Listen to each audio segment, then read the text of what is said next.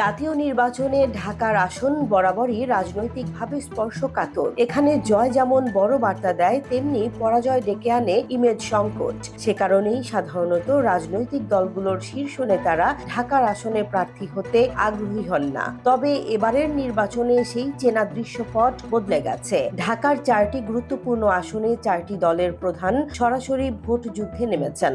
ফলে এই 4 আসন এখন জাতীয় রাজনীতির প্রেস্টিজ ব্যালট ফিল্ড। ঢাকা 17 আসনে বিএনপির চেয়ারম্যান তারেক রহমান নির্বাচন করছেন। গুলশান বনানী ও ভাসানটেক এলাকা নিয়ে গঠিত এই আসনে তার প্রার্থিতা ঘোষণার পর থেকেই বিএনপির নেতাকর্মীরা মাঠে সক্রিয়। এর আগে এই আসনে বিএনপি জোটের প্রার্থী হিসেবে প্রচারণা চালাচ্ছিলেন বিজেপির চেয়ারম্যান আন্দালিব রহমান পার্থ। তবে তারেক রহমানের প্রার্থিতা চূড়ান্ত হলে তিনি ভোলা 1 আসনে সরে যান। এই আসনে তারেক রহমানের প্রধান প্রতিদ্বন্দ্বী জামাতের প্রার্থী ডাক্তার খালিদুজ্জামান। ঢাকা 15 আসনে নির্বাচন করছেন বাংলাদেশ জামাতে ইসলামীর আমির ডাক্তার শফিকুর রহমান। কাফরুল এলাকা নিয়ে গঠিত এই আসনে তিনি দীর্ঘদিন ধরেই সাংগঠনিকভাবে সক্রিয়। 2018 সালের নির্বাচনে তিনি বিএনপি জোটের প্রার্থী হিসেবে পরাজিত হয়েছিলেন। এবার তিনি নিজ দলীয় প্রতীক দাঁড়িপাল্লা নিয়ে লড়ছেন। এই আসনে তার প্রধান প্রতিদ্বন্দ্বী বিএনপির কেন্দ্রীয় নেতা শফিকুল ইসলাম মিল্টন। ঢাকা 11 আসনে জাতীয় নাগরিক পার্টি এনসিপির আহ্বায়ক নাহিদ ইসলাম প্রতিদ্বন্দ্বিতা করছেন। রামপুরা, বাড্ডা ও ভাটারা এলাকা নিয়ে গঠিত এই আসনে শুরুতে তার প্রচারণা সীমিত থাকলেও জামাতের প্রার্থী অ্যাডভোকেট আতিকুর রহমান প্রার্থিতা প্রত্যাহার করে তাকে সমর্থন দেওয়ার পর মাঠের চিত্র বদলাতে শুরু করে। এখন জামাতের সাংগঠনিক শক্তি নিয়ে প্রচারণা চালাচ্ছেন নাহিদ ইসলাম। এই আসনে বিএনপির প্রার্থী ডক্টর এম এ কাইয়ুম তার প্রধান প্রতিদ্বন্দ্বী।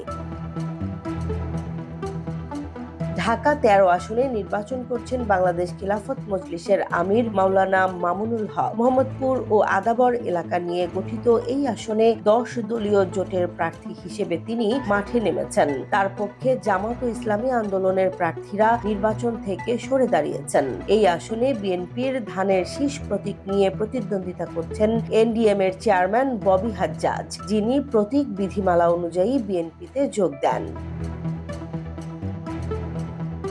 ঢাকার আসনে অতীতে দলীয় প্রধানদের জয় পরাজয়ের মিশ্র ইতিহাস রয়েছে। 1991 সালে আওয়ামী লীগ সভাপতি শেখ হাসিনা ঢাকার 2টি আসনে নির্বাচন করে উভয়টিতেই পরাজিত হন। আবার 2008 সালে ঢাকা 17 আসনে জাতীয় পার্টির চেয়ারম্যান হুসেইন মোহাম্মদ এরশাদ জয় পান। 2018 সালে ঢাকা 15 আসনে জামাত আমির ডাক্তার শফিকুর রহমানও পরাজয়ের মুখ দেখেন। বিশ্লেষকদের মতে ঢাকার আসনে দলীয় প্রধানের জয় রাজনৈতিক শক্তির বার্তা দেয়, আর পরাজয় তৈরি করতে পারে বড় ধরনের ইমেজ সংকট। বাসুদের সাধারণ সম্পাদক বজলুর রশিদ ফিরোজ মনে করেন, এবারের নির্বাচনে সবচেয়ে বেশি সংখ্যক দলীয় প্রধান ঢাকায় প্রতিদ্বন্দ্বিতা করছেন, যা নির্বাচনের গুরুত্ব আরো বাড়িয়ে দিয়েছে। সব মিলিয়ে ঢাকার এই 4টি আসন এখন শুধু স্থানীয় নির্বাচন নয়, বরং জাতীয় রাজনীতির মর্যাদার লড়াই। দলীয় প্রধানদের জয় বা পরাজয় ভবিষ্যৎ রাজনীতির সমীকরণে বড় প্রভাব ফেলতে পারে। শেষ পর্যন্ত ভোটারদের রায় কার পক্ষে যায়, সেটাই এখন দেখার অপেক্ষা। জেসমিন জাহান, নিউজ ডেস্ক, জনবাণী।